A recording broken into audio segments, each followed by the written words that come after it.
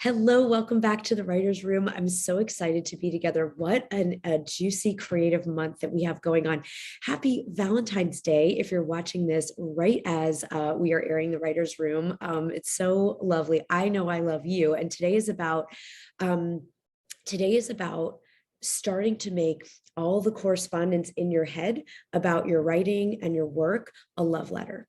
Okay, so in honor of Love Day, whether you celebrate Valentine's Day or not into it, whatever, we're going to be into it in terms of our work together. And then later in the month, we're going to do crafts. So the upcoming writings room, those of you that are itching for some juicy craft work, I've got some good stuff coming for you. And I'm really geeking out on a lot of writing craft right now. So today, though, it's mindset, because so much of the time we put a spell, a negative spell on our books, on our writing, on our projects, on our potential. Have you done this? Your mind, the gremlins, you don't mean to do it. You don't want to be mean to yourself, but you're putting a spell, very Voldemort kind of spell on your project.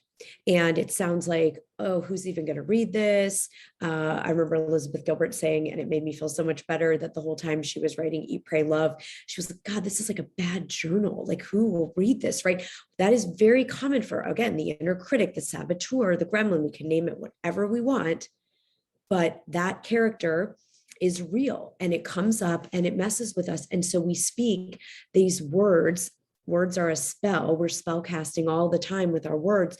And so I want us to work a love spell. So those of you know, I love in my fiction, I like writing, feminist ghost stories, and I like things to do that with magical realism, and all that stuff really is my jam. And so we're going to be pouring love. We're going to do a love spell on whatever you're writing and working on this week. If you're pitching something, speaking engagement, whatever that is, we're going to write a love spell. So we know how to write the mean spell. It happens automatically. We doubt, we wonder if it's any good. We put it down. We compare it to someone's opus finished work and our first draft and say, wow, I really suck, right? We know how to create that negative spell. So we are now going to work a love spell, a love potion, writer's love potion. And so the invitation is all day. And if you can do it all week, it would be amazing. At least once a day, at least today. Speak a love spell on your work. Speak a love spell on your work, meaning just praise it. Write it a love letter. Write your book a love letter. Write your project, your blog, your article, whatever it is that you're working on this week, your business. Write it a love letter. Imagine it's from an ardent lover who is just in raptures. Just go for it. Be effusive. Be silly. Be over the top. Be like a romantic comedy. Tell that project, tell yourself everything that is good and beautiful. This is so embarrassing because I was not going to share this, but whatever. I'm just going to be in the moment. When I met my husband, we've been married now 20 years. When I started dating him, my previous relationships had been really with unavailable people who didn't like me very much. Anyone ever go through that, right?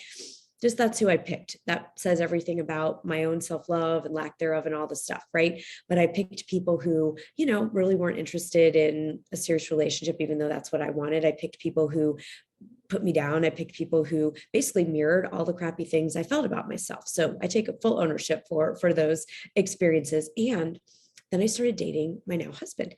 And it was the wildest thing. And I will forever just be grateful and humble awe that I shouldn't have been available for such an amazing partner, but it happened. It happened. We had a sacred contract or something.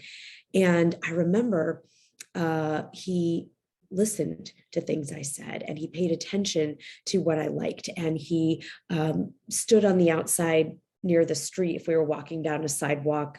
And I thought, people still do this? Like he had this protective and honoring, chivalrous even energy. And I'd never experienced that before.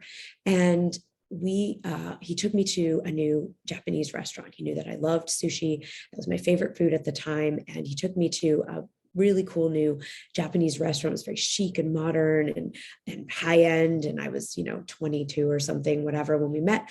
And he took me to this restaurant, and God, I'm going to get emotional. This is so wild. And again, I was coming from years of hating myself and sort of taking on messages from my childhood that I'm not enough, that I'm bad, that I'm wrong, that I'm too much, all the things. And he, in the middle of the sushi restaurant, I was sharing a story, and I said, oh my gosh, I'm talking so much. I'm going to be quiet, apologizing for my freaking existence, right?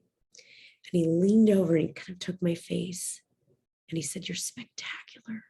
And I was flabbergasted. I was shocked. I couldn't even handle it. Honestly, I went home and I said, "I'm breaking up with him." I mean, that's where that's the level of crazy. Thank God I did not break up with him. And now we've had this wonderful marriage, right? But like, all the self-talk in my head, you're talking too much, you're too much, you're going to put him off, you should just listen, you should shut up, you should be this, you should not show people who you really are. But I just sort of got passionate about something, and I just was going on. I said, "You're spectacular." And this is what we do to ourselves and to our work. We tell the book, "You're too much, you're not enough, you're not good enough." We kick it around, we are mean to it, right? Let's, even for today, write it a love letter, which is a love letter to you. And if you can't get it from your human self, just channel it. Just ask the universe or life or the divine or whatever you want to bring forth the love.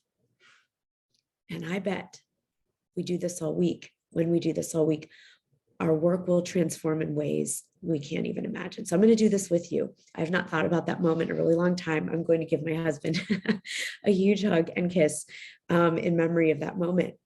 And that's what we get to do. Grab your project right there and say, "You're spectacular," and tell it all the reasons why. All right. I love you guys so much. I'm super surprised I got emotional and shared that story, but I'm going to trust that it was there for a reason and something you needed to hear today. Share with us, share what resonated for you, write your love letter, maybe even share your love letter, share it on the Facebook group. If you're in Thought Leader Academy, share it with us there so that we can celebrate these beautiful works. They are spectacular. You are spectacular. I'll see you next week.